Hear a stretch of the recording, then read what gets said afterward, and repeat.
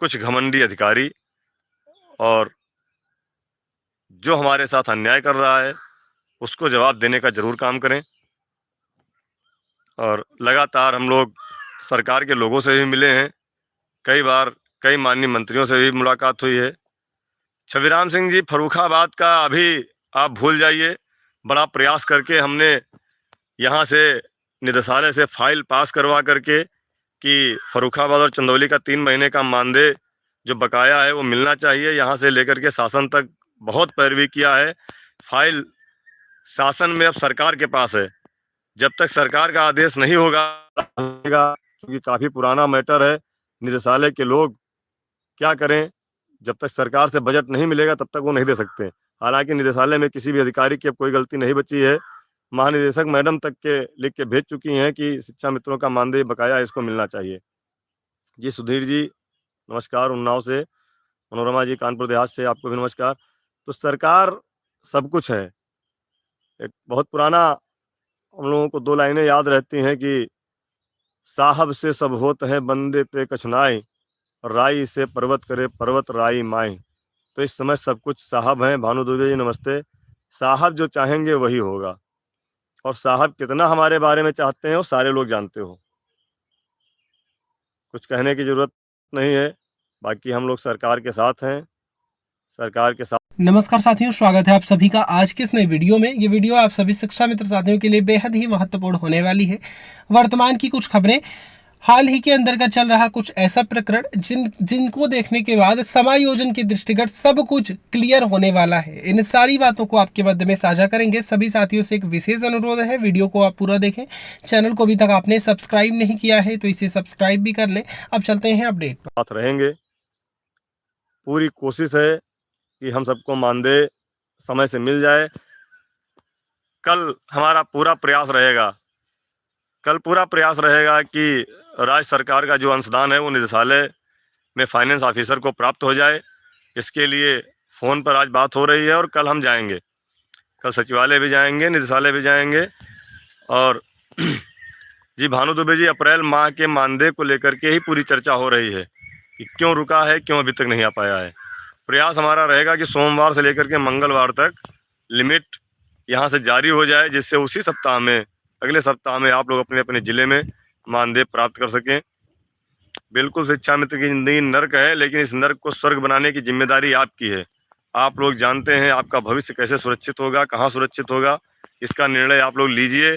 अन्यथा अब तक तो जीवन बर्बाद हो गया है और आगे और बर्बाद हो जाएगा। अभी आपके हाथ में है, आप लोग कुछ कर सकते हैं। साथियों, आप लोग ज़िले में अपने बिल वगैरह तैयार करा लें, जिससे यहाँ से लिमिट जाते ही 2-3 दिन के अंदर आप सबको मानदेय मिल जाए।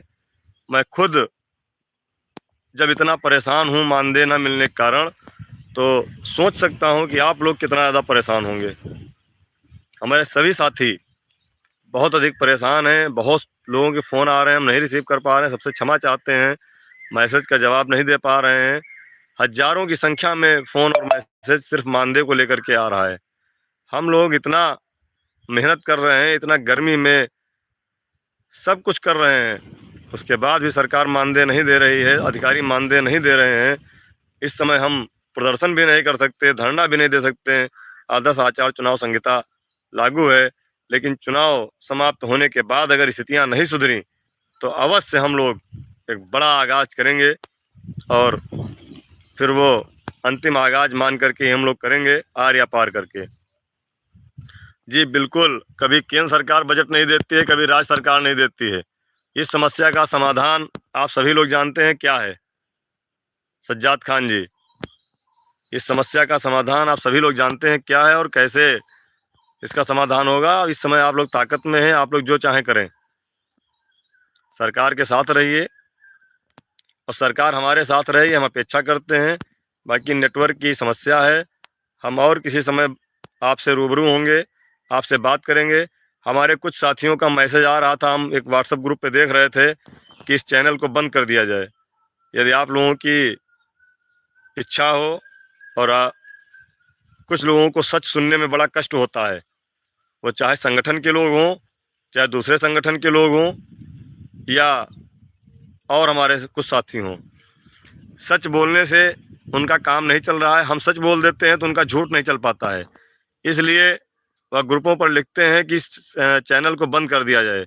अगले वीडियो में हम आपसे पूछेंगे, यदि वाकई में इस चैनल से आपको दिक्कत होती है, तकलीफ़ होती है, सच नहीं सुनना चाहते हैं, झूठ ज़्यादा अच्छा लगता है, तो बिल्कुल इस चैनल को बंद कर दिया जाएगा और आप लोग फिर अपने हिसाब से सूचना प्राप्त करते रहिएगा, क्योंकि इस चैनल से हमारा कोई व्यक्तिगत लाभ नहीं है।